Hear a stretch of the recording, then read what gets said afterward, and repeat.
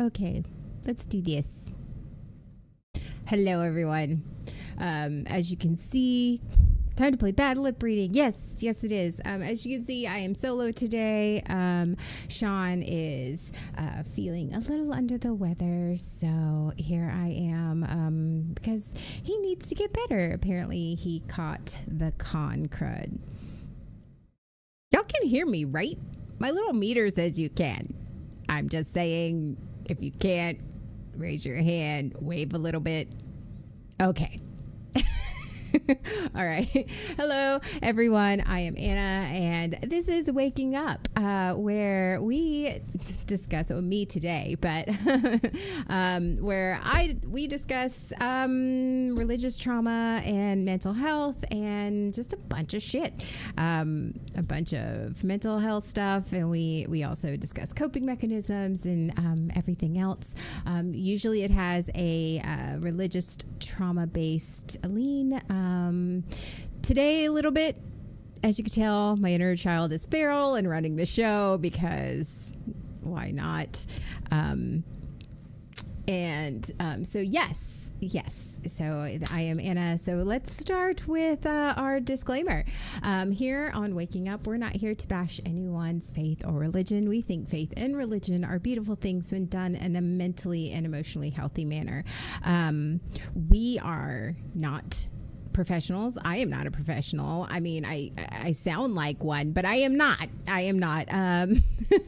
am just one person trying to heal myself at a time. I am not a licensed therapist, counselor, life coach, certified in anything except graphic design. And even then it's a little questionable. So, yes, but if you need professional help, we do have information and resources to get you in touch with people that can actually help you and that are certified for it, and that will get you through the hard time. So just contact us on our Discord, or also contact me on social media at NerdMomAce, and I'll be happy to send you that information. For those of you who are new here, Sean and I both grew up in North Carolina, which is Billy Graham territory. We grew up in the Southern Baptist faith, and which is a evangelical conservative denomination of the Protestant faith. And like we say, we didn't think it could get worse than when we were kids, but apparently we were wrong. So welcome. So I thought I would talk a little bit about our inner child. I don't think I've talked about my inner child in a very long time, and I don't think we've talked about it a lot on this show. So I just wanted to reach out, because our inner child, for those of you who have suffered some trauma or any trauma, and especially as in your childhood, our inner child is a very big, important part of our healing process. Reparenting our inner child, addressing it, really getting in there and just healing the wounds of that. Because at first, when I was started on this healing journey, the inner child, it just sounded dumb. It sounded really dumb. And I was like, my inner child has nothing to do with my trauma. Oh, contraire, mon frere. So our inner child are all the things and the things that we held on to as children that affect us as adults. And I didn't realize how much my wild ass feral goblin of an inner child decided, fuck this shit, I'm driving the goddamn bus. And I was like, I said, it's like I'm on the Hot Mess Express. Well, apparently my inner child is driving it and decided to, run me over with it. So what happens? Like, how do you know it's your inner child? How do you know it's you? How do all of those things? So I have a nice little list, because of course I fucking knew. 7 signs your inner child is running the show. Are y'all ready? Y'all ready to get your trauma poked? You guys ready to have your inner child start cursing me out? Y'all ready? Because at the end of this, everybody's going to need to call their therapist for an emergency session. It's fine. So let's get to it, huh? 1, 7 signs that your inner child is running the show. The first one is you fall in love in 3 business days. Because young you thinks love equals attention. I'm going to let y'all sit on that for a minute because I already sat in that and went, all right, fuck you, Logan. I don't need you calling me out this early in the morning, but he did. I am notorious for this one. Back before I started healing, and even now I still have to like fight that a lot, because as a child I was emotionally neglected. My needs weren't met. Okay, that's me too. See, yeah, we about to understand that your inner child is running the show more than you want to. My needs weren't being met. I was not being loved in a way that I deserved. I was not being loved in just an accepting, warm, loving way. So, and I was often ignored. I was a parentified older daughter, so I took care of everything in the household. I was in charge of, making sure everything was done and regulated. So, and that was the only time I got attention. And, and here's the thing, negative attention is still attention. So when I started getting older and I started liking people and getting those nice, warm, fuzzy feelings, and somebody, paid attention to me, all of a sudden I was imagining getting married to them. They were the one. And it didn't help. It didn't fucking help that in the church I was told that there was one person for me and that I just needed to look out for the one person. And every person that I had any type of attraction to or crush on, all of a sudden they were the love of my life. This is a fucking shit. But as I got older and I was out of the church, I didn't believe that shit. However, still, I was like, this person is nice to me. They're paying attention to me. I might have a crush on them. I think I like them. I think I have feelings for them. And it was just like that. I didn't have a discernible, like, oh, I might be attracted to them, but let me see how they are as a person. No, they were paying attention to me. So I was automatically in love with them because in my past as a child, no one paid attention to me.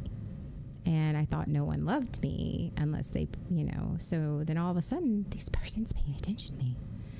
What the fuck?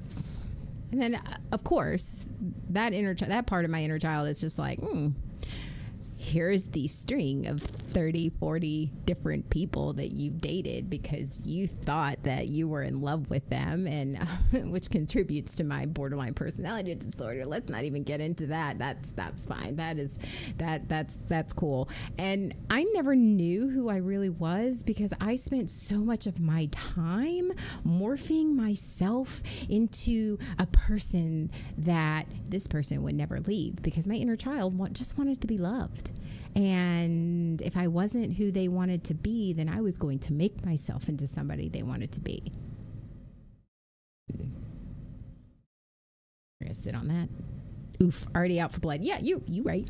You're welcome. So number 2, signs your inner child. I feel like, a late night show, like the whole thing. Number 2, panic over okay. Because any sign of disapproval feels like emotional exile. This one was like, it felt a little weird, but it was one of those, if I sit and think about it, okay was like so dismissive. You gotta drain the blood. It was so dismissive. It was like, okay.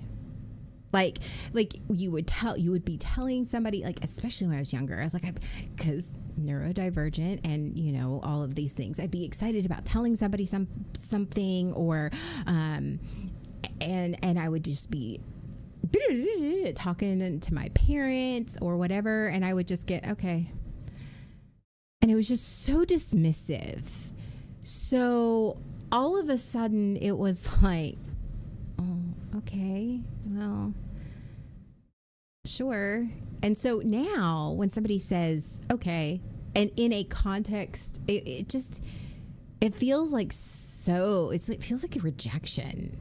It really does. It feels like, oh, well, I guess you're not are you paying attention to me? Did you hear what I just said? No? Okay. And what's worse? K. Just the letter, especially in text, just the letter K. How many text messages have we sent with just K or received that have driven us nuts? That would be your inner goblin just going, fuck that shit. And then you panic. And then you start going, are you okay? Is everything wrong? Something must be wrong. They just said K, that means they're not paying attention, or something that I said to them must have hurt their feelings, or they didn't like. So I'm going to backtrack and over explain and do all the things. I'm like, calm down, feral goblin. You're fine. But it doesn't feel fine at the time. So I'm going to keep letting y'all sit in that trauma. That's sure. You over apologizing for existing. Okay. The reason that your feral inner child is in charge is because you were taught your needs made people leave. Now, this one is actually pretty personal, because but left on red kills me. Also that, because it and Calvino, the verbal, like face-to-face part of that is when they're staring at you and like they're staring at you and they don't respond. Like, or did you just zone out of what I was saying? Like that's the worst. I'm like, stop staring at me. Like, and that's when my inner child goes nuts, because then I'm like, you're just staring at me and we're just waiting for the crazy to be over. And I know I shouldn't use the word crazy, but that's what it does. It's like, you think I'm crazy and that my feelings aren't valid and everything else. So you're just staring at me and waiting for the crazy to be over. And that's the worst. I'm like, respond, say something, anything, like curse at me, say something. But it's just the blank stare when they're just staring at you and through you. That drives, like, my inner child is going, you're obviously not listening to me. And then the inner child that has gone unheard all of her life, then that's a shame spiral all in itself. But over apologizing for existing, this was one. Okay, so this is one that I often did. I want to say past tense, because now I don't do it anymore. And I didn't consciously go, oh, I'm going to stop apologizing. I need to stop apologizing. It just happened over time with my healing, because my inner child in that aspect, my inner child was, and in my experience, I would bring up something I needed, a hug, a toy, or money for a project, or whatever. I would bring something up emotionally, mentally, or physically. I would bring it up, and then I would either get told no, or I would get 9 times out of 10, this was more the thing, I would get guilt tripped. I would get made to feel so fucking guilty because I wanted a hug and I was inconveniencing somebody, or I would just want somebody to listen to me, or I would just want somebody to, whatever, insert whatever the need was here. And I would feel so bad. They would make me feel so terrible that I would just be like, I'm sorry. I know, like, I would feel bad just for asking or needing to ask. And then we breed hyper independence and there's that. So yeah, there was that. You ghost people instead of asking for clarity. See, I didn't need Logan coming for me today, but apparently it is. I said, hey, I'm doing a solo show. Logan just went, fuck you. All right, let's lay your shit out on the internet. Cool. Because here's where this is. Ghosting can be so much more than not texting somebody back or going radio silent. Ghosting somebody can be absolutely, you ghost them by disappearing in your head. You don't say anything. You go silent because you would rather not say something and sort of just justify it in your head than actually hear the truth, because the truth usually hurts you more. And I am 100% guilty of this. Like, in my marriage, I would just stay silent. If I didn't say anything about how it hurt me or how I was hurt or what I was feeling or what I was doing, then I would be okay. Then everything would be okay. And because I didn't want to know the truth, because the truth might hurt me. Damn, why you gotta go so deep? I should have put that in the warning. But I mean, sorry, Calvino. I promise there'll be fun stuff. I have a fun segment later. I promise. But that was the thing. Suffer in silence. This is what I called suffering in silence. And this is our inner child going, my needs aren't like I don't want to ask, because asking for what I need or expressing how I feel or even just anything was always met with something that was going to hurt me. So, also true, Calvino. So it was, I would rather stay silent and in my head and stay quiet and keep the peace than asking for what we like to call in DBT, instead of asking for just the facts, asking for clarification. I would rather interpret this, because anytime I would ask for clarification as a child, I was met with either I was getting yelled at, or I was told that I wasn't listening, or I was told, so I felt misunderstood, or even when I didn't understand, because the reality is it was cognitive dissonance. Because half the time as a child, I was over here and I'm like, I don't understand why they're mad at me. And I don't understand why mom is yelling at me for this thing. And when I would ask, why are you mad? It would just make her madder. And so I learned as an adult, and my inner child held on to that. So don't ask questions and clarifying questions. Just figure out how, stay silent, don't say anything, and then figure out where you're the problem. And then you can fix it. You just know that mom was mad. Don't ask, be quiet, figure it out. Yes, exactly. Figure it out on your own. And you were back talking. Oh, I was often, and here's the thing, is it comes back not only in my inner child, but it comes back in my real children. My children are often, I will say something and they will get they're not afraid to ask and clarifying. Well, you said this, and I'm just like, when your inner child actually becomes a real child again. It was challenging authority, and we were taught that it was needed to be blind obedience, and we've talked about that often on this show, and how, especially for a lot of us, how hard that was. You replay conversations in your head like a courtroom drama. We have talked about this on the show before. Okay, because you were trained to anticipate what was wrong.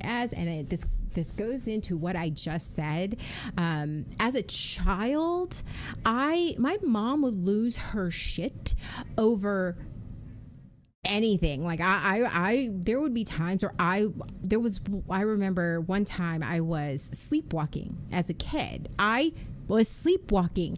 I don't remember getting up and getting out of my bed, but she would wake me up and just be livid.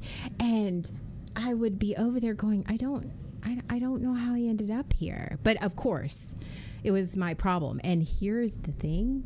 I still do it as an adult. My inner child this is one thing I am trying so hard to work on. However, I'm trying to work on it. I am trying to make shit happen. But I still often, even like, okay, so I went back to my old job, my design job. And there are some times where I still, to this day, like, I'll say something and then I'll be like, did what I say, was that too much? Was that too weird? Okay, was it? But I didn't mean it this way. Did they take it this way? What did they take it that way? Or you replay anything that, like, any serious conversation you've had or any conversation you had, and you pick it apart because you are looking for the part where you were the problem and you had to fix it and you made somebody mad or upset, and it's a fucking mess. You have an adult job, but secretly want someone to come save you because no one did. Yeah. I don't know really if I feel this one is the truth. I asked questions and I got in trouble. Maybe I wasn't the problem. I would like to tell you from my therapist to you, you're not the problem. And that is literally comes up in every single session I have. Anna, you're not the problem. You weren't the problem. You're not a problem. Because it's usually when you're like, okay, I don't understand and I'm trying to figure it out, you realize that you were never the problem. But you were expected to be the solution. And as a child, that's hard because you don't know how to regulate. You don't even know how to regulate yourself, much less try to fix somebody else's trauma and regulation, because that's the deal. That's the deal. Until you address as an adult your trauma and your reactions and you become very self-aware, and this is coming from somebody who is breaking generational curses and trying to do better than my parents. For my kids, I didn't realize that I have to heal me so that, and not expect them to be in charge of my emotional regulations. But that's not how we were brought up. And our inner child, it's hard to reconcile that. It's hard to reconcile and tell yourself, you're not the problem, baby. Because your inner child is going, but I am. Because that's what we were taught. And so even then, it just bleeds into everything. You got to say yourself every damn day. Facts. We have to heal ourselves not just save ourselves, but heal ourselves every day. It's a choice every day. And some days we're better than others, and that's okay. And that's okay. And we're over there. Oh, sorry. I missed the last one because I was going off on my little rant. You sabotage good things because safety feels suspicious because no one ever did. And this one hit really hard and even then you don't even realize that you are self-sabotaging unless you do a lot of self-inquiry and a lot of journaling and self-evaluation and a lot of really inner child work, because I know for me,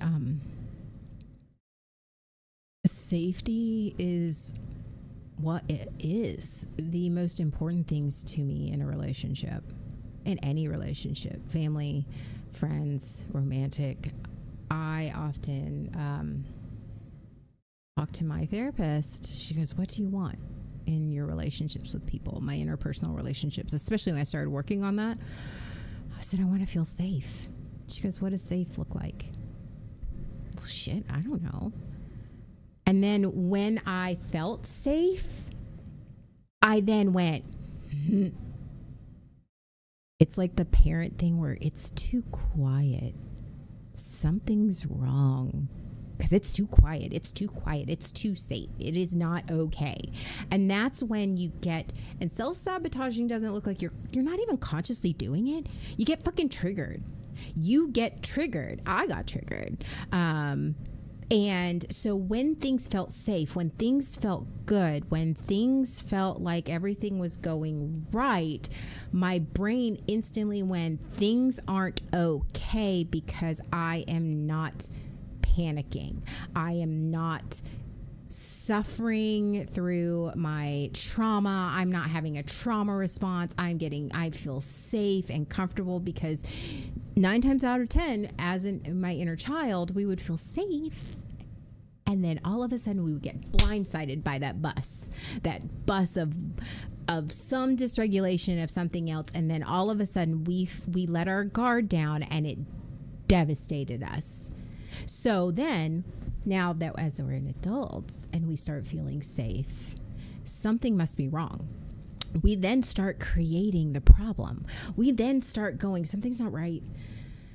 Something's not right. I can't trust them. Then we start going, as Sean used to say, we would go like trying to connect dots that weren't there. Like we try to find things in the things that they say, in their actions. We try to go looking and create problems for ourselves because I am feeling safe. And in turn, my inner child has always been safety and peace equals danger. And it sounds very contradictory. I know. But it's a bitch to understand and recognize.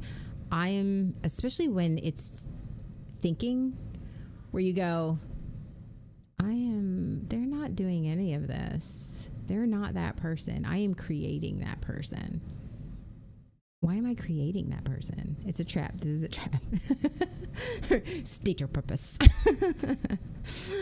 Hi, it's nice to meet you. State your purpose. And it's very much like that.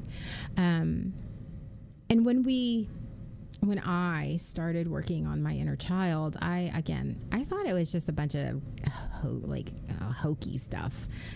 I haven't used the word hokey in a long time, but I really did. I thought it was a bunch of hokey stuff. I thought my inner child was, I didn't get enough hugs, and I didn't, that whole thing of you got to reparent your inner child. And I just thought it was just an introductory into getting into my trauma. I feel like healing my inner child has been probably the hardest thing that I still continue to work on. Hey, Asta. Because our inner child and who they are drives a lot of our decisions and our choices and our coping mechanisms, because our inner child is the one that is sitting with most of the trauma and is sitting with most of the pain. And our inner child, those years are where we learned our coping mechanisms, the unhealthy ones. That's where we learned to fight or freeze or fawn. That is where we learned how to talk to other people. That our inner child is the one that drives how we are in relationships and how we see them. Our inner child drives our attachment styles. It drives that part of ourselves, drives how we fall in love, how we work in work environments. It drives the fucking bus. And it's hard. And especially it's hard when you have to reparent your inner child, because there's a part of you that there was a part of me that got really, really angry. When I started reparenting my inner child, I got really angry. Because there was this little girl inside who just wanted to be loved and heard and to feel safe and to be seen. in 35 years, 40 years did that for her. And now I'm having to do it myself. And I thought that was unfair. And I still think it's unfair, and it is. But I want to get better. My interest locked behind a 200 feet of weaponized concrete just for keeping it. And you know what, Asta? I sort of want to cry at that because I know exactly what that's like. My inner child is running feral and doesn't know healthy coping mechanisms and doesn't understand what healthy even looks like. And she didn't trust anyone. She didn't trust anyone. And I remember when I started my inner child work, and it was, she didn't even trust me. And I still, to this day, I don't trust myself. And I'm having to build that relationship with myself. And that starts with that inner child. It's not just starts with adult me. It has to start with your younger self, or all of this. It has to start at the beginning. And I didn't and don't trust myself.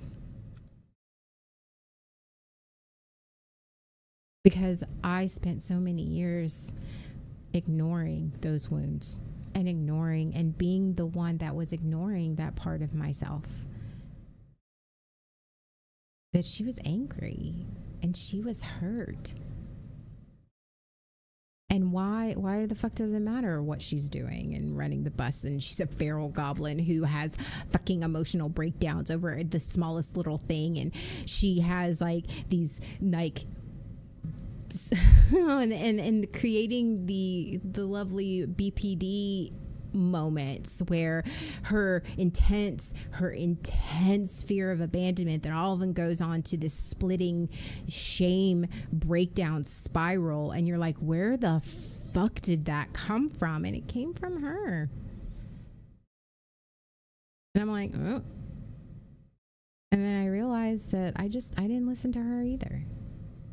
As I got older, I just stopped listening to her, because what came with that is I started gaslighting myself. I don't need that.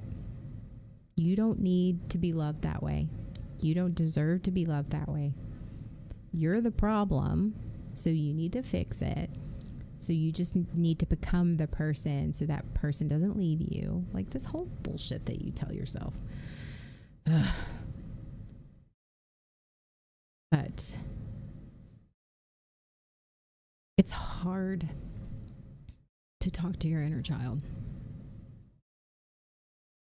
And it's weird. It's fucking weird. I'm going to tell you, it is fucking weird when you actually get down to actually doing your inner child work and actually talking to your inner child. Because here's the bullshit thing. Some people can go, I talk to my inner child, and they do like this whole little thing. But no, if you actually listen to your inner child, especially if you've experienced trauma or you're trying to unearth things about yourself, if you are having issues in relationships with attachment styles, you need to talk to your inner child. If you are having issues with self-doubt and feeling of not feeling safe, you need to talk to your inner child. Where is, and because this is what my therapist says, where's the wound? Where as a kid did you not feel heard? Where as a kid did you not feel loved? Let's go there.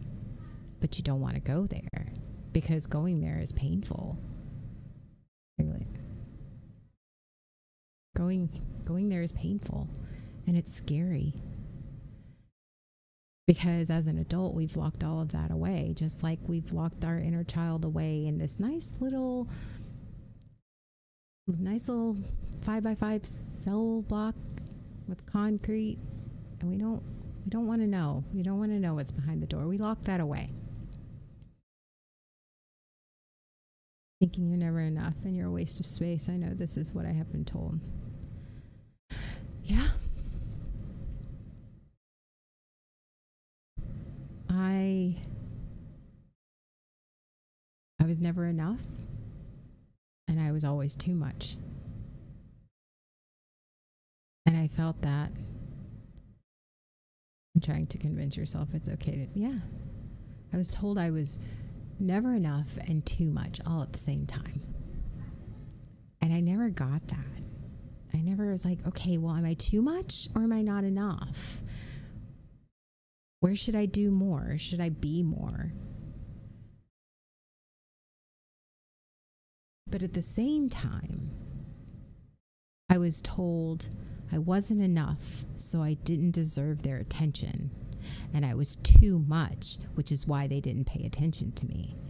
So either way, I was left to my own devices. I was left alone. I was left to figure it out myself. And that's where the joke is, oh, you didn't get enough hugs as a child. I didn't. And that's not a joke. Because a hug is a physical exchange of, you need comfort. I am comforting you. I am showing you affection. I am making a connection. And no, I didn't get enough of those as a kid. And I'm paying for it as an adult.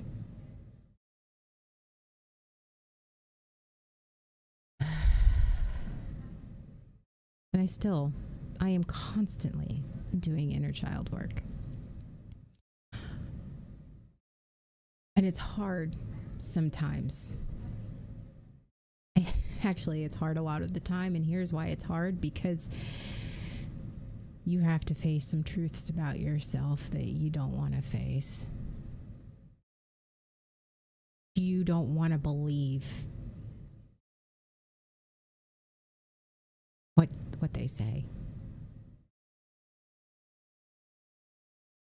And I cannot hug. It makes me feel so much emotions. And I feel, Asta, I feel like that is very much a nervous system reaction of when you get a hug, it is something that maybe you didn't get enough of as a kid.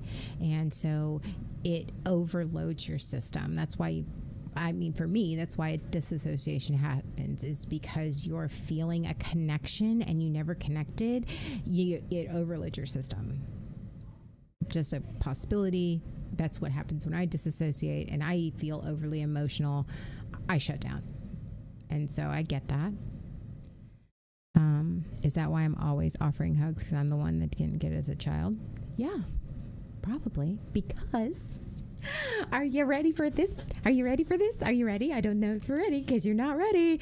I make a joke out of it, but we are often at our inner child. This is where our inner child speaks out as adults. We often do the things that we did not get as children to overcompensate for not getting them as kids. Example, personal example. My birthday and birthdays and gift giving. I give gifts, just random gifts. I give random gifts. I also celebrate birthdays. I think birthdays, a huge deal to me. I try really hard to get gifts on their birthday, make a big deal, talk about and here is where my therapist threw this out at me, and I was just like, okay, you can stop being really good at your job. Because the phrase I would say on their birthday is, happy birthday, I love you, and I am so glad that you exist on this planet. And my therapist looked at me and she goes, so how badly did you need to hear that as a kid? Even now, I'm like about to sob. I'm like, she goes, how badly did you need to hear, not just on your birthday, but just on any day, how somebody was grateful that you existed on this planet.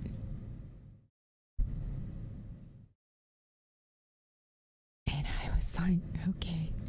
And my inner child hurts.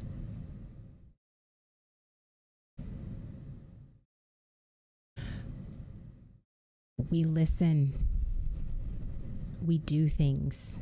We do things for other people because that is how we show love, because of the things we didn't get as kids. I am super affectionate with my kids. They're often, Mom, can I have a hug? Yeah. Hugs, cuddles, physical affection. I'm proud of you. You're a good human. Reassurance when we fight or I get mad or we butt heads. Reassurance afterwards going, I still think you're a good human and it's okay to get mad at me, but I still love you. Because I never got those as a kid. And my inner child goes, that's what I need. And that's what I need still as an adult. When I have an argument or a disagreement or I go through a hard emotional time, I still need that reassurance that I'm not going to be left alone to my own devices, that I'm not by myself. And I'm able now to articulate that, but for a long time I would, again, sit in my own silence. I need this, but I'm not going to ask for this, because asking for the reassurance just makes me needy. And I don't trust that, it must mean that I don't trust that they still love me. Oh, yeah, I don't trust that they still love me. And I need that reassurance. And that does not make me needy. That just makes me fucking traumatized. Everyone loves birthdays but mine, because I really don't celebrate my birthday. Never had a birthday till you were 20? Well, Asta, even though it's not your birthday, and I don't know when your birthday is, but I am certainly very glad you exist. I am, and I do. And I'm glad you were born. And I know sometimes that's hard, because the trauma that we experience, you're like, sometimes it's better to feel like you shouldn't have existed, but you exist. And I'm grateful for that. Yep. Well, my parents thought it was a waste of time and money too. And they weren't foster parents. They were the real parents. So I know what that's like. And I'm very, very sorry. Because you deserve to be told that you are, and that people are glad that you are here and that you exist. You deserve that. And I know right now your nervous system is everything is telling you and lying to you because of that, but that's okay. I can be that voice. I'll be happy to be that voice. Okay. Now we've gotten a little heavy. I know. So let's go to something a little lighter. Shit, my inner child says. Are we ready for this? Are you ready for this? Because I actually am like, I thought these were funny. I'm like, shit, my inner child says, and shit, I believe. Okay. Number 1, because we're listing it here because I'm solo and I don't have anybody to banter off of, and I don't really feel like sitting on here and crying like the entire hour and a half, because I don't know. Cry porn isn't probably where I'm at today. So yeah. But speaking of, if I cry, I'll be too much. So instead, I'll die quietly with a smile. I need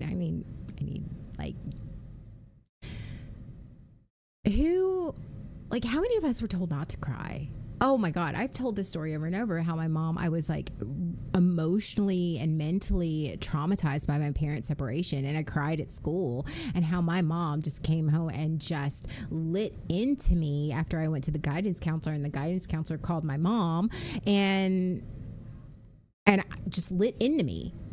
No one will know, and you're going to learn how to smile, and you're going to learn that nobody's going to know. So, I mean, it's like, okay, That's why I'm a clown. I make everyone laugh so no one sees my sorrow. And that's a very, very, honestly, everybody in this chat, it's sarcasm and humor. That's how we get through it. Because and the more sarcastic and humorous we are, the more distracted they are from how much we're hurting and how sad we are. And so, the fuck? Why are you coming at me, Logan? I mean, coming after all of us. I mean, so it's a distraction. It's a distraction because if I make people laugh, they won't see me how hurt and sad I am. Look over here. Don't see what's coming over here. It's a sleight of hand trick. So yes, I was told not to cry because it was weak. Yes. Yeah. And as you know, somebody who presented male, still to this day, why are you crying? Like, it's so things that your inner child says. Affection makes me suspicious. Are you about to leave or start a cult? Like, I don't know if that one's true.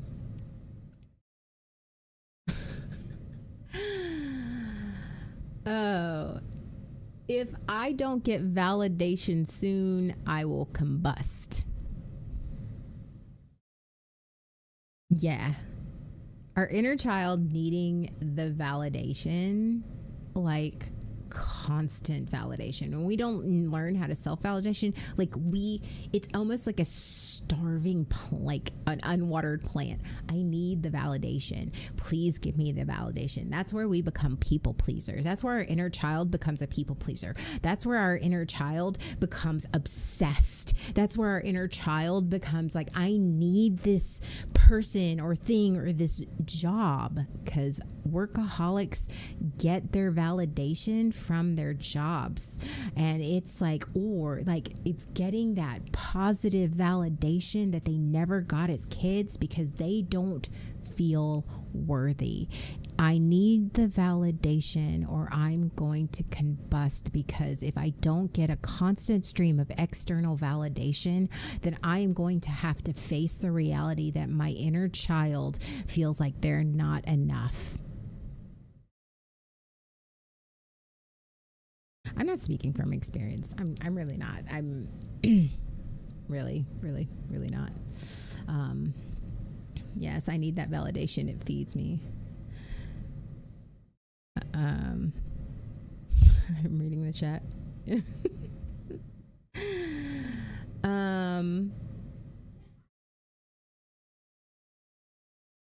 You're not allowed to leave me, but I will abandon you just in case.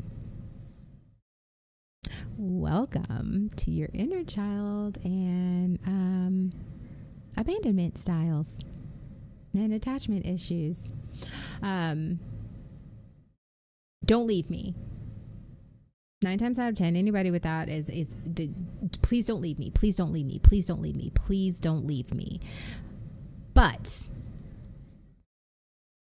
if something feels slightly off, slightly different, if something changes in just in the mood or just how they're breathing, or something isn't exactly something feels off, all of a sudden, for somebody with borderline personality disorder, let me tell you, splitting is the worst. It is the worst, because in your head, the moment that something happens that doesn't align with what you think it should, you instantly start telling yourself they're a bad person, that you didn't really love them anyway, they weren't good enough for you. I'm going to mentally leave them, and I'm going to mentally abandon them, and I'm going to mentally split from them before they have a chance to devastate me. And it sucks.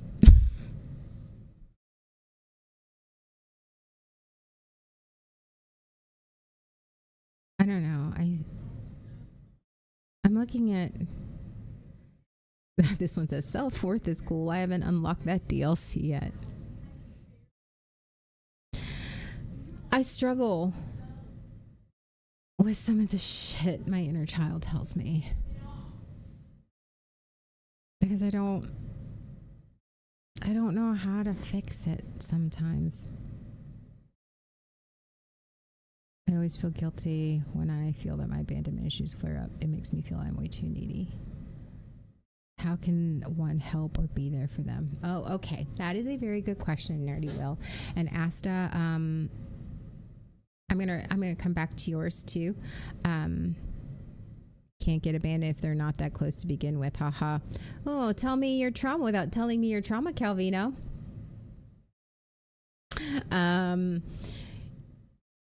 So when it took me a very long time to even know and a lot of work to recognize when I was splitting. And it's actually quite scary, and for the person experiencing the splitting, because the person, it's second nature to them. They don't go, oh, well, they're doing something wrong, so I'm going to start this. It just happens. It's a triggered response. And a triggered trauma response, and it happens. And even though I have done a lot of hard work in my BPD skills and in my DBT skills, because DBT has been a lifesaver for all of this, it still happens. And when it happens, I can recognize it. I say, because the worst thing you can do is going, you're splitting again, because that just makes them feel worse, and that's just adding fuel to the fire. So for me, and this is just me, and everyone's different, but for me, when I say I think I'm splitting, and depending on where I'm at, I will go, okay, I either need space, but sometimes that makes it worse. But then most of the time I need reassurance. Hey, okay. I need the reassurance of, okay, I've done something that obviously has triggered you, but I love you. And I'm here, and I'm not going anywhere. And I'm here to provide that support, whatever you need. Now, I'm not saying go and give them everything that they're asking for, but going, okay, what can I do? I'm here. I'm not going anywhere. And what can I do to help you feel safe? Because the triggering and the splitting is when they don't feel safe. That's where the splitting for me comes in. It's when I feel that person's going to leave me. We've gotten into a fight, or they've said something that hurt me, or even some random Tuesday where my socks are on backwards, and they make a joke, and then it's when they have that sense of fear of abandonment. That's when they split, because again, I'm going to leave you before you leave me. And the reassurance of, I'm not going anywhere, and how can I make you feel safe? And it's hard, especially when you're triggered, to actually see through that. Especially somebody who has those episodes. So if they can, they will. But I think just using the reassurance, if I'm not going anywhere, I'm here for you. I love you. I care about you, and I want you to feel safe. And if sometimes they just got to run out the cycle. And, they'll come back and go, I'm so sorry. I don't know what came over me. And you go, okay, you just felt unsafe. And I'm still here, and I still love you. It still causes strain on relationships. I mean, I'm not going to say that, because I understand that. It's the damage to relationships is hard, which is why a lot of people who suffer from BPD struggle with maintaining long-term relationships. I mean, it takes a lot of work and a lot of self-awareness and a lot of open discussion with your therapist, and also open discussion with the person that you're in a relationship with, and you having to be completely honest about your condition. And so it's that. I don't know if that answered your question, Nerdy Will, but that is for me. My inner child gets soothed by that. My inner child, often, because as a child, when I was having hard, big emotions, aka like the trauma of my parents separating, and or my religious trauma, or anything. Anytime I was having and feeling those big emotions, I was sent to deal with it by myself in my own room. The phrase was, go to your room and figure it out and come back when you've put yourself together. So the fear is for me, and what causes that whole thing is that the fear is for me that I'm going to feel a big emotion, bad, good, just big, and that person is just like gonna leave me. And the reassurance that the person rides out the storm with me is really comforting. I'm not going anywhere.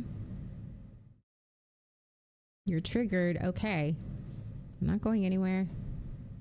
I'm not going to let you talk to me that way, because do you honestly believe that? I still love you, and you're still a good person, and I'm not going anywhere. And that usually calms the seas a lot quicker.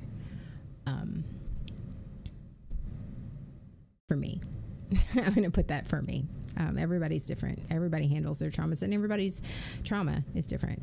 But that's for me.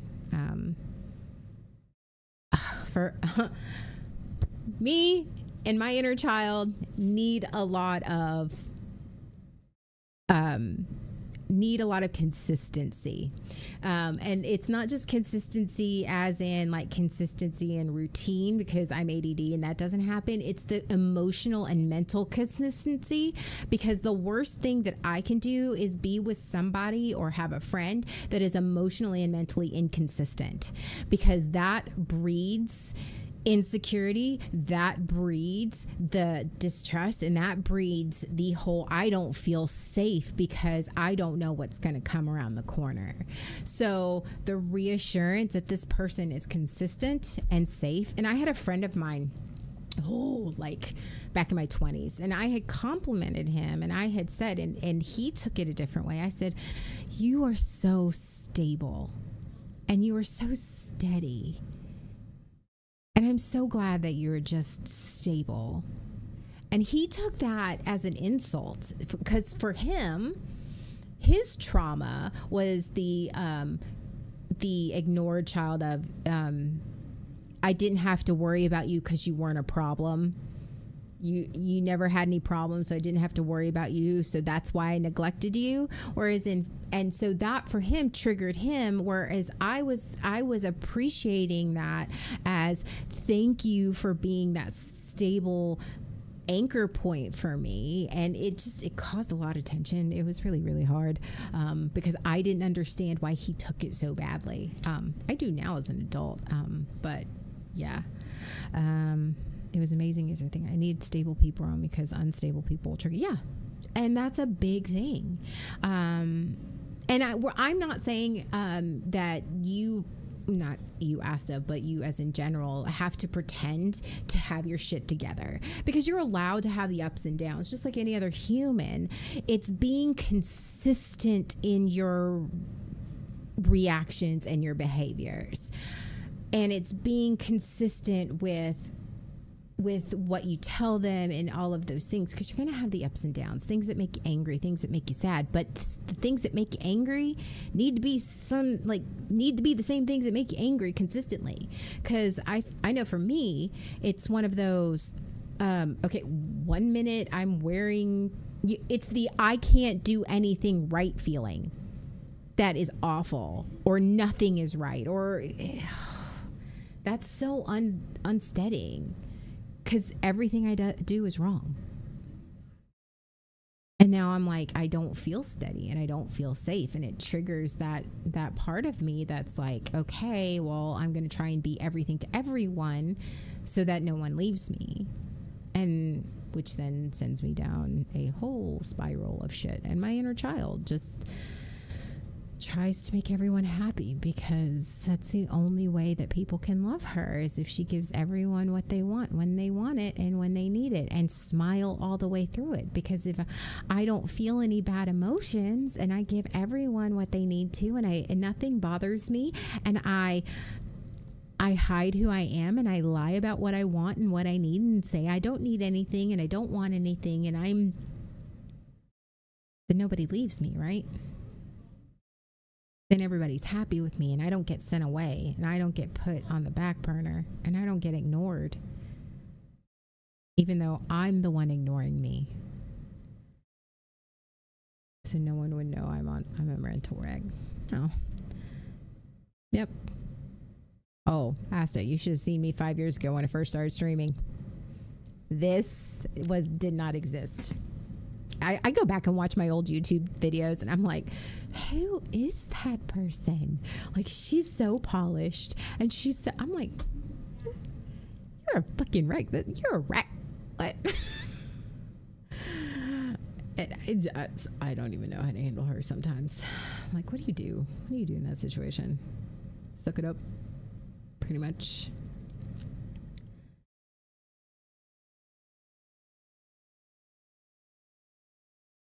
Our inner child is important. Fake it till you make it. Yeah. There's a difference. And sometimes you have to do that. Sometimes you have to fake it till you make it. But then sometimes faking it till you make it turns into lie until you die.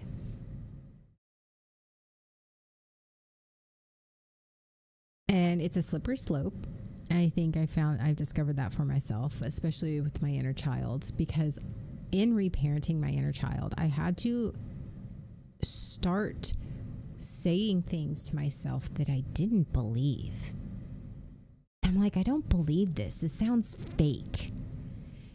It's like, you're going to fake this until you start believing it. But you have to be careful about the lying until you die. And it's all in what you want to believe. Do you always want to believe that you're not lovable? Or do you actually want to believe I deserve to be loved? I don't believe that. Well, I'm going to keep telling myself, because that is something that I do want to believe. I want to believe that. But lying until you die is, I'm okay and I don't need anything.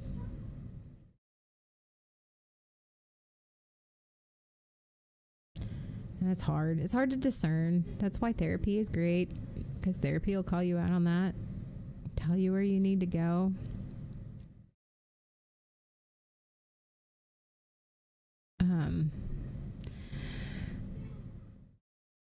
Okay, so as I promised I would come back to this, I always feel guilty when I feel that my abandonment issues flare up, because it makes me feel that I'm way too needy.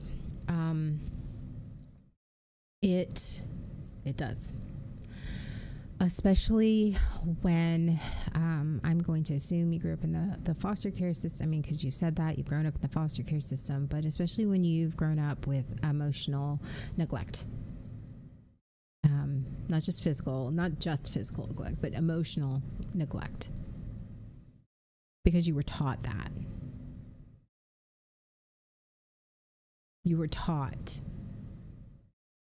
you're not allowed to want to be around people. And that you, as your inner child is only allowed to accept what others deem you should have. And it sucks. I know for me, I don't know how many times in this healing process, still to this day, where I'm upset. That I'm like genuinely upset, and they're like, what's wrong? And I'm like, I don't want to say anything, because I'm afraid they're going to leave me. I would rather suffer in silence. I would rather have my needs unmet and feel empty and feel terrified, because that is something I can control. And I would rather feel that way than ask for something that I need, because whenever I asked for things that I needed, I got told I was too much. That was asking too much. It's too much for you to reassure me? It's too much for you to give me a compliment? It's too much for you to do the bare minimum? Okay. And over time, my inner child and myself, I believe that.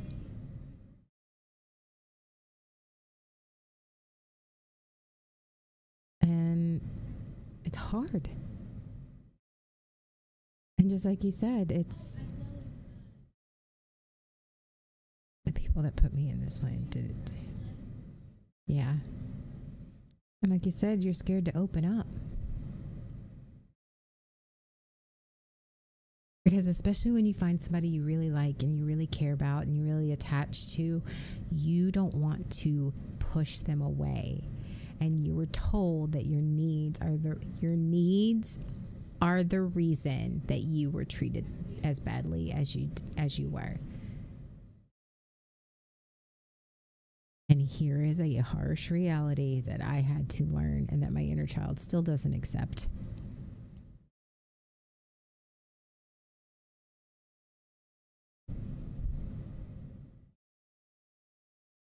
Your needs are exactly what you need, and they were incapable and weren't able to give you what you need. And you're not needy, and you are so worthy. And you weren't the problem. I wasn't the problem. I'm allowed to have needs. They just didn't want to meet them. My needs were not too much. They just couldn't give me the bare minimum. And does that make it right? Does it make it fair? No. Am I angry about that? Yeah. Does the adult me want to fucking sucker punch every person that hurt my inner child and child me? Yes. And do I sit with that anger every fucking day?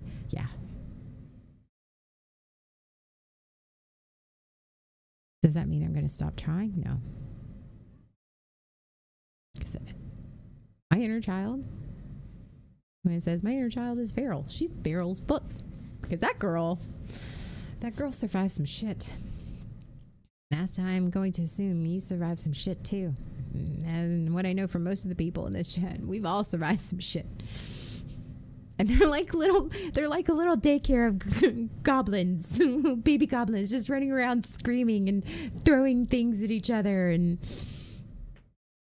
lying to us.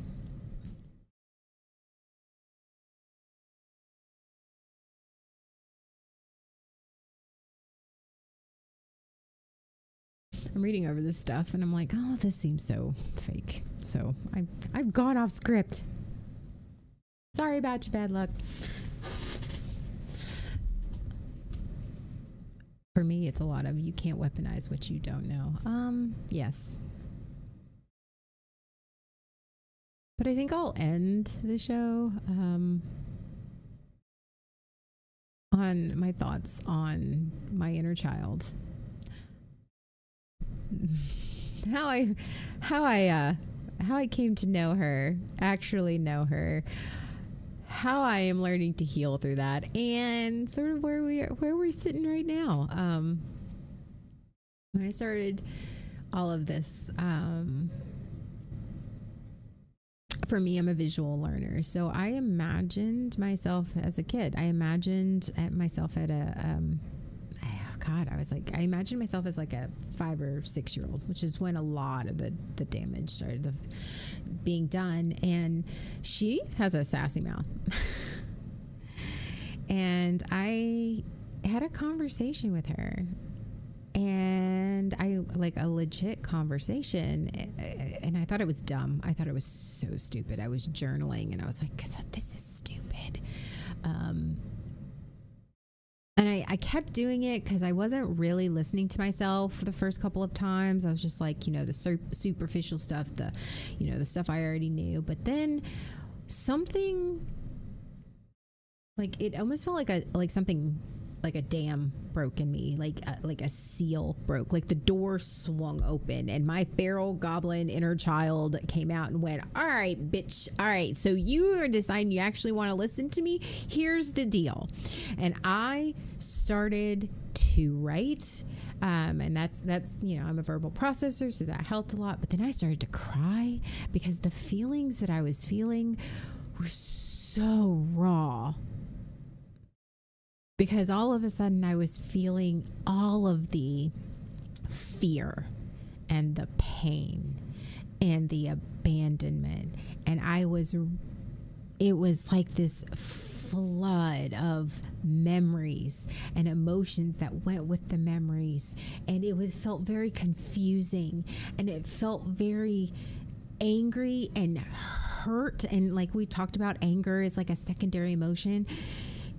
I felt angry, and then I felt the weight of the hurt, and it just flooded, and I felt broken.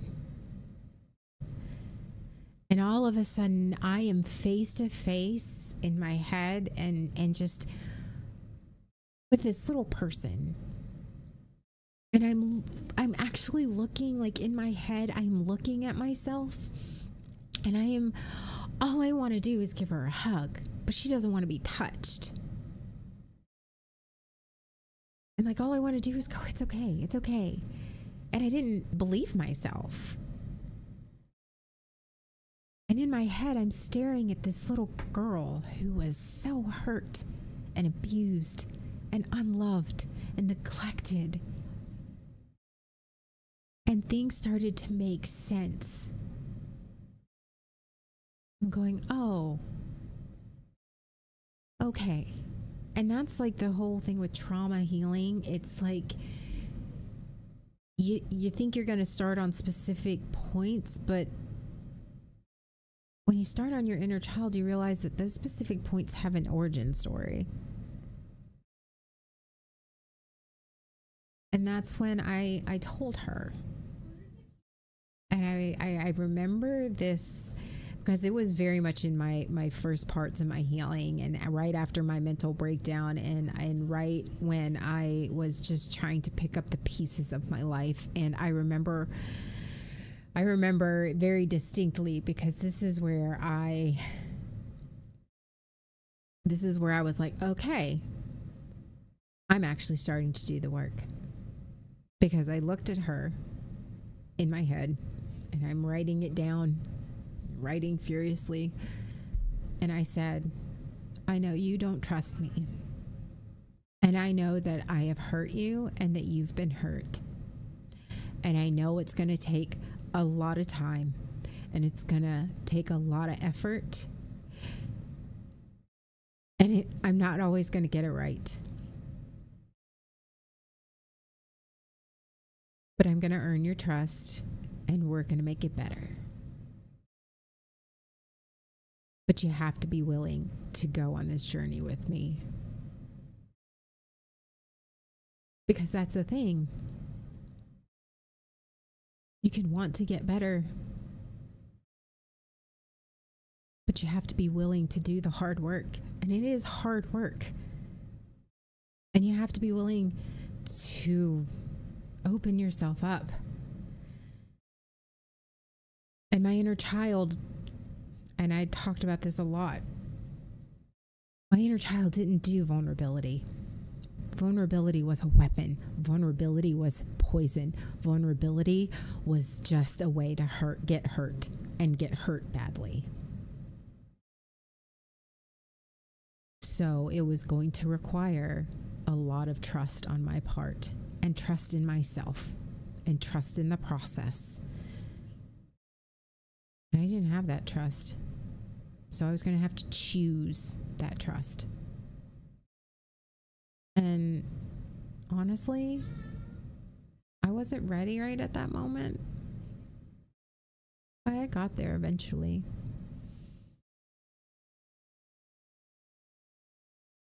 And it's still not 100% where I want it to be, but it took a lot of time.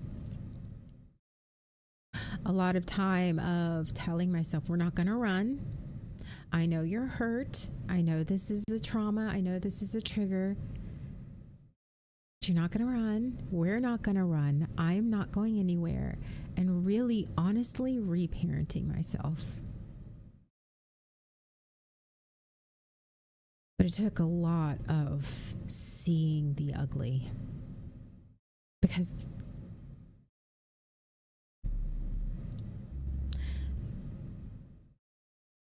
we locked our inner child away in the safety of that solid, cell block of solitude. So we don't have to feel it. Because if we don't feel it, we don't face it. And if we don't face it, it doesn't exist. And if it doesn't exist, then I can get better. And I'm fine.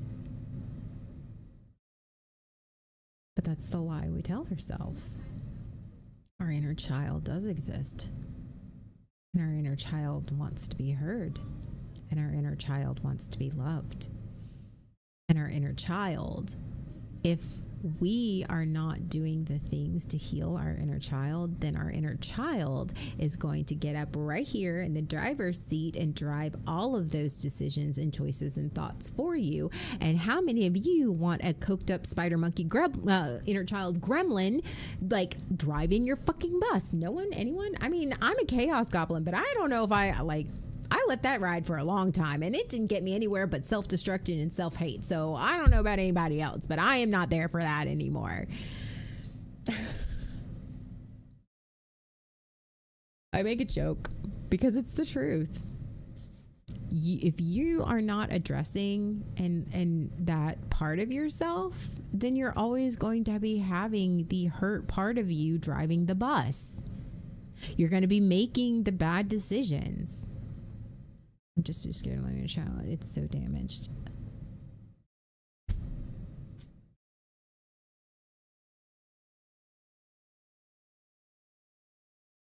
It's okay to be scared.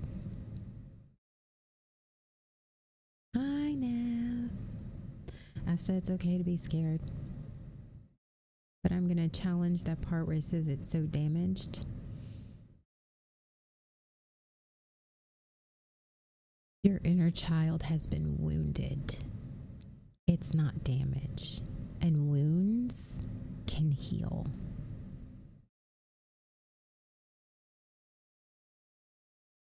That's what my therapist would say. You're not damaged, you're wounded. And there is a huge difference in that. And it's okay to be scared. It's okay to be terrified. And it's okay if you want to do it and you want to do it, but you're not ready yet. That's okay too. No one is telling you you have to heal on anybody else's timeline. But I think I want to challenge everybody that is part of Team AOA's group or my community, or we're not damaged. We're wounded.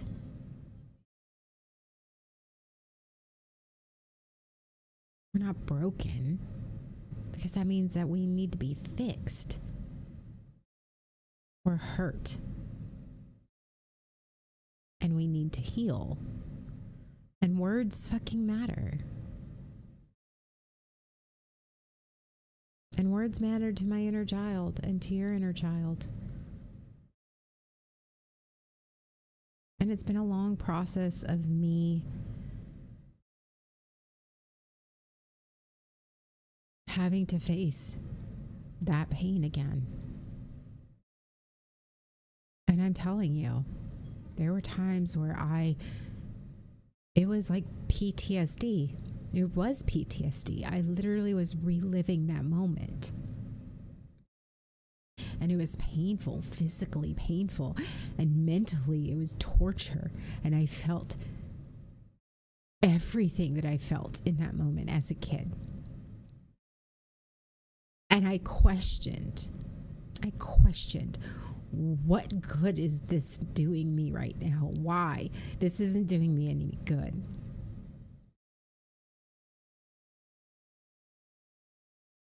But then I realized I was facing it because I had to let it go. I was facing it because that was a wound that needed to be healed. And to heal it, sometimes you just gotta let it go.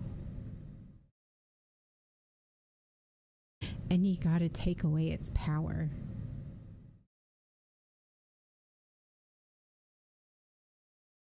And you gotta rewrite the story. And it sucks. It's painful. But me and my inner child, we're on better terms now. I listen now. I don't 100% trust myself yet, but I trust myself more than I did before. I'm more secure in my attachment styles. I don't feel so anxious. I don't feel so terrified of being abandoned. Because I have learned that I'm not going anywhere. And that I'm going to be okay.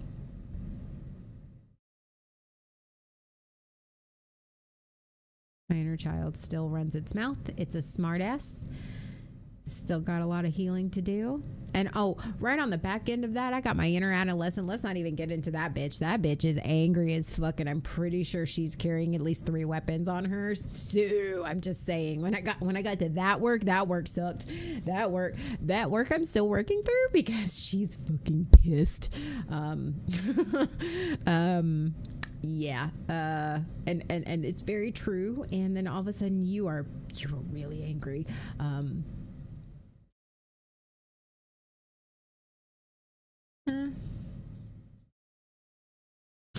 I feel like my inner demons are scared of my inner child.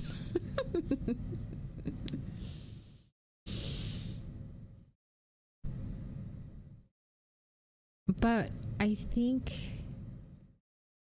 I would encourage if you should talk to your therapist about inner child work, for those of you who are in therapy, because you'll come to the realization that a lot of what drives, because I know we all have areas of like, I don't understand why I feel insecure. I don't understand why I feel less than. I don't understand why I do this when this happens. For me, usually it's because something that a wound or a need that didn't get met as a child. And so as an adult, I overcompensate for that. Like celebrating other people's birthdays, or I didn't get enough hugs as a kid, so I'm going to hug everyone. And, I didn't get listened to as a kid, so I will sit and listen and not say anything to somebody because, for hours so that they can feel heard. I will constantly text message somebody I'm really into so that they don't forget about me. If I am not constantly talking to them every hour upon the hour and they're not responding, then they're going to forget about me. Oh, and here's my favorite. Here is my other favorite. Because it's so very true, because I got treated this way a lot because my sister was the golden child and I was the black sheep. If I see somebody I love close with somebody else, then that must mean I am not good enough.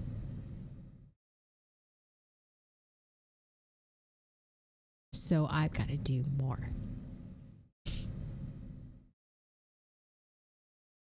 And that's the worst feeling in the world too. Or let's try this. Our inner child, things that we learned as our inner child learned. I am only good enough. My value is only, how do I word this? My value as a person is only equal to the things that I can do. My value as a person is only equal to the things that I can do, be it for other people or just in general.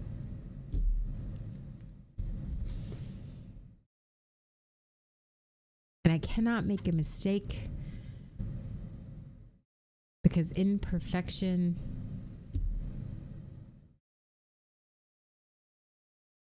damn, this last 20 minutes. Thank you. I don't feel that well. I know that feeling too, Asta. And well, thanks. But yeah, those are the things that my inner child has told me over and over and over. That I'm only good enough. My only value. And here's one that my inner child, for me personally, I still struggle with. I am only lovable if I am physically attractive. If I stop being physically attractive, then I stop being worthy of love, and that I'm going to get left. I was constantly criticized about my looks.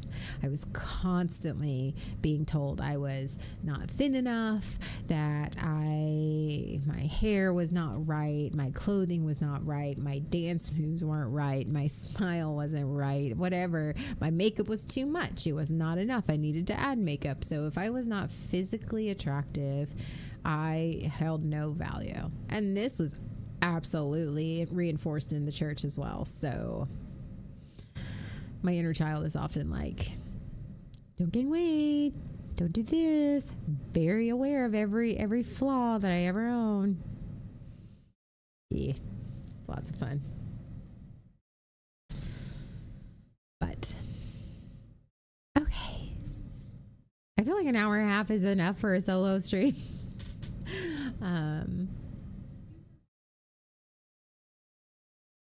Yeah. Oh, yeah. If you were any type of like, and here's the thing is, oh yeah, and is either we're too big or too thin. We're curvy. We like curves. We like them thin. We like, long hair, short hair. You would look better tan. You would look better pale. You would look. I don't even know. I don't even know what looks good anymore. I don't even know what looks good anymore, so I don't know how to feel about my attractiveness. I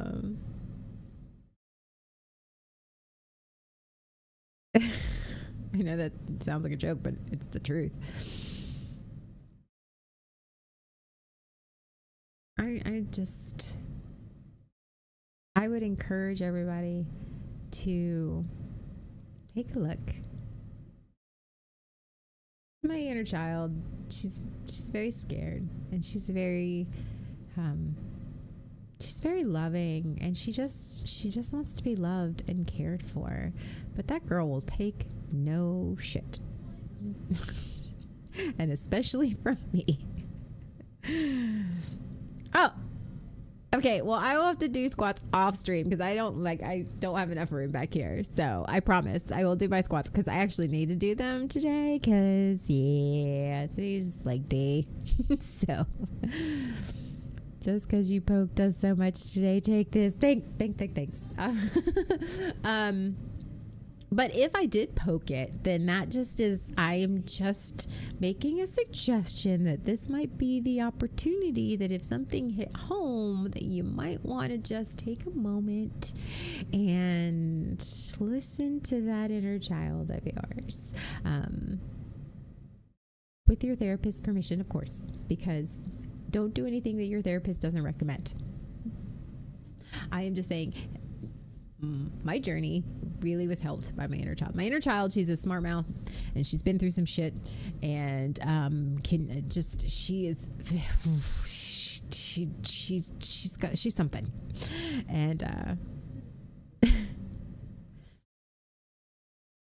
but I can tell you this, and I do often talk about my inner child as somebody separate because she's a part of me. She's me, but sometimes she's a part of me. But I have to think about all that little girl went through, and she's fucking resilient. She didn't deserve what she got. But she survived. And I am healing and helping healing the wounds that she has so she can thrive. And that's why I do it. Because she deserves that kind of love. And I deserve that kind of love. So, I know it was a little heavy, a little disoriented, a little disheveled, but this was my solo stream. I had a whole layout and I was looking at it. I'm like, I don't follow timelines very well. I'm like over here. There's so much shit and I feel like I'm reading it and then get distracted. I just don't do outlines very well.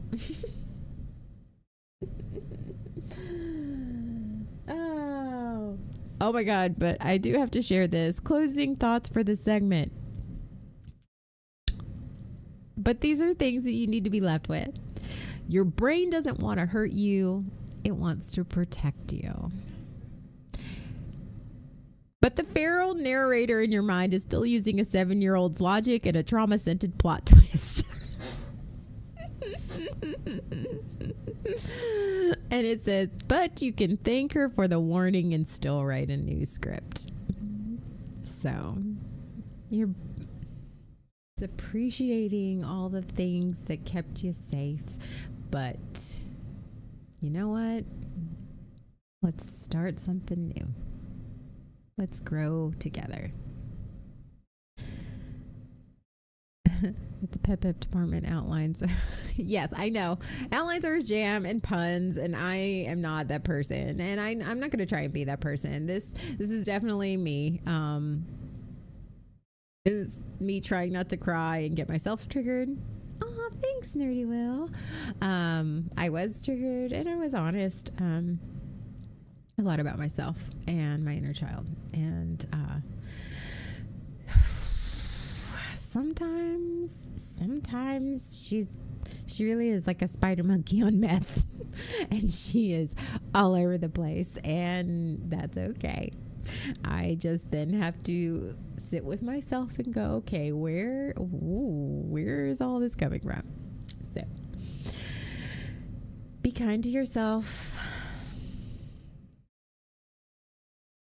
Do one thing that your future self is going to thank you for. Just one thing. You have a whole week to do it. But just do one thing that your future self is going to thank you for. Be it, I don't know, whatever it is. I got to work out today as well. I do it after laundry. Yeah. But do one thing that your future self is going to thank you for. Whether it be make a different decision or complimenting yourself or whatever. One thing. If I don't want to be nice to self. Fair enough. Fair enough. If you don't want to be nice to yourself, do something your future self will thank you for. And that can be something as simple as changing the sheets on your bed and making your bed. Or leaving yourself a note to find a few days later. or whatever. Something that'll make you laugh a few days from now. Or listen, I need to do my sheets too. I've been like sleeping on my mattress cover. I have not put sheets back on since I came back from con, so I'm not judging anyone. I had steak dinner today. Did it make you happy? If it made you happy, then that is something that your future self thanked you for. I made the choice to have a steak dinner because it made me happy. See? You already did it. You were ahead of the class. There you go.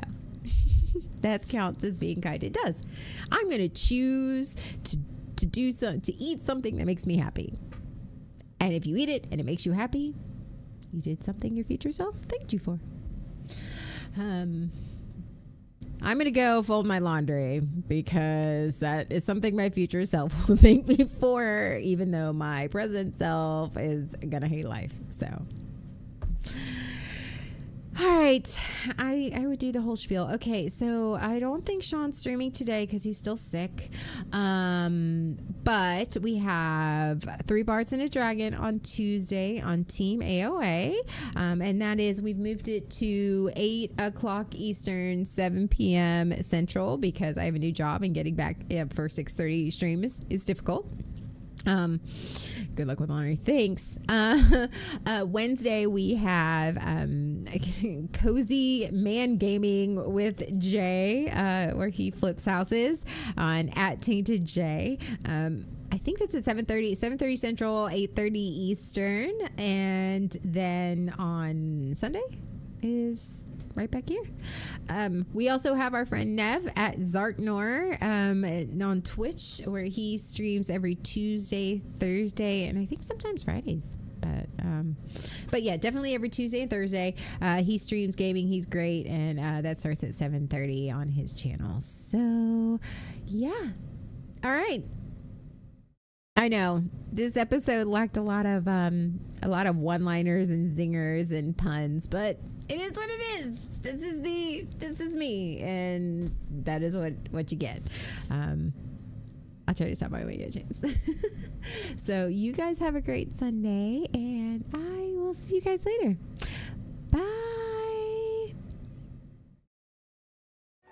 Did you really just high five over me? No, we didn't. Okay, we're live. Hey. Hello. You don't even do that well from the front seat. Okay. The bear's coming with the carpet spoon. That's a straight up PBR for the table. Yeah, 3 out 3. I think it called. She ain't judging us.